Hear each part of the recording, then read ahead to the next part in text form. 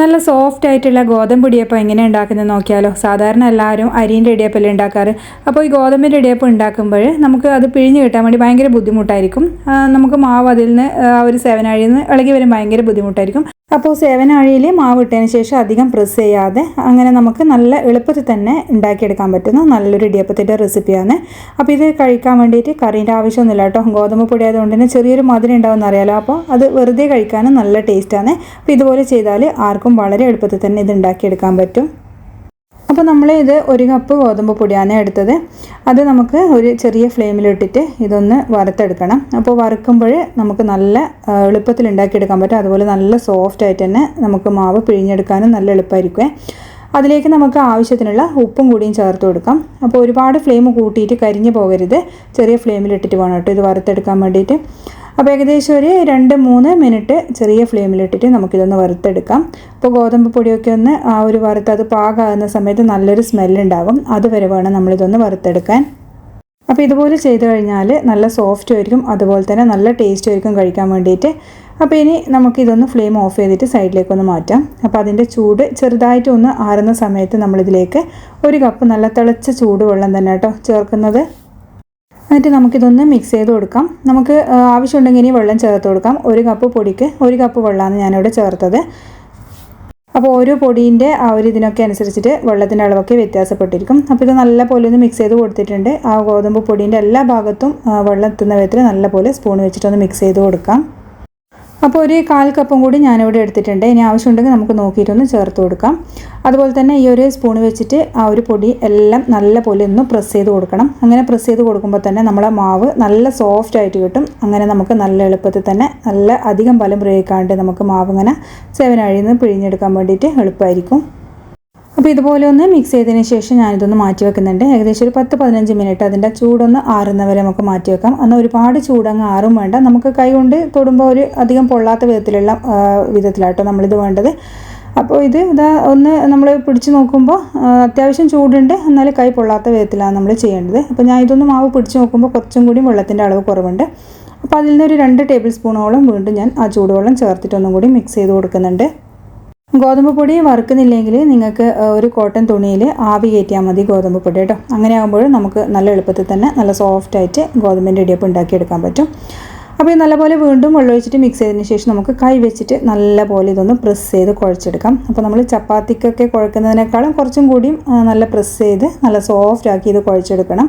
എന്നാൽ മാത്രമേ ആ ഒരു 7 ആഴിയിൽ നമുക്കിത് മാവ് എളുപ്പത്തിൽ വീണ് കിട്ടുള്ളൂ കേട്ടോ. ഇനി നല്ല സോഫ്റ്റായി കിട്ടാൻ നമ്മൾ ഇതിലേക്ക് കുറച്ച് എണ്ണ കൂടി ചേർത്ത് കൊടുക്കുന്നുണ്ട്. അപ്പോൾ ഒലിവ് ഓയിലോ വെളിച്ചെണ്ണയോ ഏതെണ്ണ വേണമെങ്കിലും നിങ്ങൾക്ക് യൂസ് ചെയ്യാം. അതുപോലെ തന്നെ പശു നെയ്യ് ഉണ്ടെങ്കിൽ അതായിരിക്കും കൂടുതൽ നല്ല ടേസ്റ്റും. അപ്പോൾ ഏത് വേണമെങ്കിൽ നിങ്ങൾക്ക് യൂസ് ചെയ്യാം. അതും കൂടിയും ചേർത്തിട്ട് ഞാനിത് വീണ്ടും നല്ലപോലെ പ്രസ് ചെയ്ത് കുഴച്ചെടുക്കുന്നുണ്ട്. അപ്പോൾ ഈ പറയുന്ന ഓരോ കാര്യങ്ങളും നിങ്ങൾ ഫോളോ ചെയ്ത് കഴിഞ്ഞാൽ നിങ്ങൾക്ക് നല്ല ഇടിയപ്പം ഉണ്ടാക്കിയെടുക്കാൻ പറ്റും. അപ്പോൾ ഇതാ നല്ല സോഫ്റ്റായിട്ട് നമ്മൾ കുഴച്ചെടുത്തിട്ടുണ്ട്. ഇത് പ്രസ് ചെയ്യുമ്പോൾ ഇങ്ങനെ കുഴിഞ്ഞു പോകുന്നുണ്ട്. ഇനി നമുക്കിത് സൈഡിലേക്ക് വീണ്ടും ഒന്ന് കുറച്ച് സമയം കൂടി ഒന്ന് മാറ്റി വെക്കാം. ഏകദേശം ഒരു 10 മിനിറ്റ് കഴിഞ്ഞിട്ട് ഇത് ഉണ്ടാക്കിയെടുക്കുന്നുണ്ട്. അപ്പോൾ ഞാനിതാ ഇതുപോലുള്ള ഇഡ്ഡലി തട്ടിലാണ് മാവ് പിഴിഞ്ഞെടുക്കുന്നത്. അപ്പോൾ അതിലേക്ക് കുറച്ച് എണ്ണ ഒഴിച്ചു കൊടുക്കുന്നുണ്ട്. അതുപോലെ തന്നെ 7 ആഴിയിൽ നമുക്ക് എണ്ണയാക്കി കൊടുക്കാം. അങ്ങനെയാകുമ്പോൾ പിഴിഞ്ഞെടുക്കാൻ നല്ല എളുപ്പമായിരിക്കും. അതുപോലെ നമ്മൾ ഇഡ്ഡലി തട്ടിലൊക്കെ നമ്മൾ ഉണ്ടാക്കി കഴിഞ്ഞ് കഴിഞ്ഞാൽ ആ ഒരു ഇടിയപ്പം നമുക്ക് പെട്ടെന്ന് വിട്ട് കിട്ടാനും നല്ല എളുപ്പമായിരിക്കും. അതുകൊണ്ട് എല്ലാ ഭാഗത്തും എണ്ണ നല്ല പോലെ ഒന്ന് സ്പ്രെഡ് ചെയ്ത് കൊടുക്കാം. അതുപോലെ നല്ലൊരു ടേസ്റ്റിന് വേണ്ടിയിട്ട് സാധാരണ നമ്മൾ ഇടിയപ്പം ഉണ്ടാക്കുമ്പോൾ തേങ്ങ ചേർക്കാറുണ്ടല്ലോ, അതുപോലെ തന്നെ ഞാൻ തേങ്ങയും ചേർക്കുന്നുണ്ട്. പക്ഷേ തേങ്ങ ചേർക്കാണ്ട് ഇടിയപ്പം ഉണ്ടാക്കുന്നവരെയും കാണാറുണ്ട്. അപ്പോൾ നിങ്ങൾക്ക് എങ്ങനെയാണ് ഇഷ്ടം എന്ന് വെച്ചാൽ അതിനനുസരിച്ചിട്ട് ചെയ്ത് കൊടുക്കാം. ഇതിൻ്റെ അടുത്തടുത്ത് തന്നെ ചെയ്ത് കൊടുക്കണം എന്നില്ല. നിങ്ങൾക്ക് മാവ് പിഴിഞ്ഞൊഴിച്ചതിന് ശേഷം അതിൻ്റെ മേലെ വേണമെങ്കിലും തേങ്ങ ഇട്ട് കൊടുക്കാം. ഇനി നമുക്ക് കുറേശ്ശെ മാവ് എടുത്തിട്ട് 7 ആഴിയിലേക്ക് അങ്ങ് ഇട്ട് കൊടുക്കാം കേട്ടോ. വളരെ എളുപ്പത്തിൽ തന്നെ ചെയ്തെടുക്കാൻ പറ്റും. അപ്പോൾ ഇത് ഉണ്ടാക്കിയിട്ട് നമ്മൾ മാവ് ഒരുപാട് സമയമൊന്നും അങ്ങനെ റെസ്റ്റ് ചെയ്യാൻ വെക്കേണ്ട ആവശ്യമില്ല. ചില സമയത്ത് ചിലപ്പോൾ കട്ട പിടിക്കാനുള്ള സാധ്യതയുണ്ട്, ഡ്രൈ ആയിപ്പോൾ കേട്ടോ. അതുകൊണ്ട് നമ്മൾ ആ ഒരു 10 മിനിറ്റ് കഴിഞ്ഞതിന് ശേഷം തന്നെ പെട്ടെന്ന് തന്നെ ഉണ്ടാക്കിയെടുക്കുന്നുണ്ട്. അപ്പോൾ ഇത് കാണുമ്പോൾ തന്നെ മനസ്സിലാവും നമുക്ക് വളരെ എളുപ്പത്തിൽ തന്നെ ഇത് പിഴിഞ്ഞെടുക്കാൻ ബുദ്ധിമുട്ടൊന്നുമില്ല. വളരെ എളുപ്പത്തിൽ തന്നെ മാവ് വീണ് കിട്ടുന്നുണ്ട്. അപ്പോൾ നമുക്കിത് എല്ലാത്തിലും മാവ് ആക്കിയതിന് ശേഷം ഇഡ്ഡലി തട്ടിൽ വെച്ചിട്ട് തന്നെ ആവി കയറ്റി എടുക്കാം.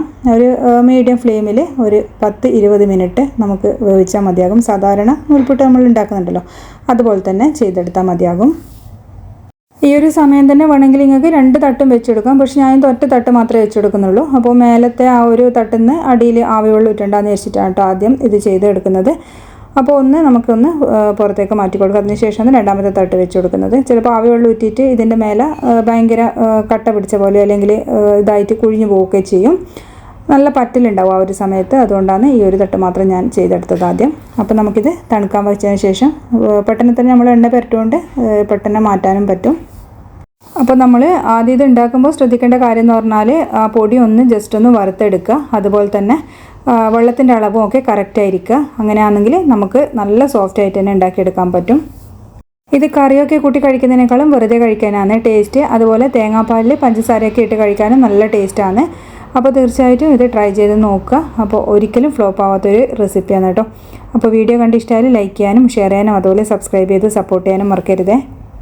അപ്പോൾ അടുത്ത വീഡിയോയിൽ വീണ്ടും നമുക്ക് നല്ലൊരു റെസിപ്പി ആയിട്ട് കാണാം. താങ്ക്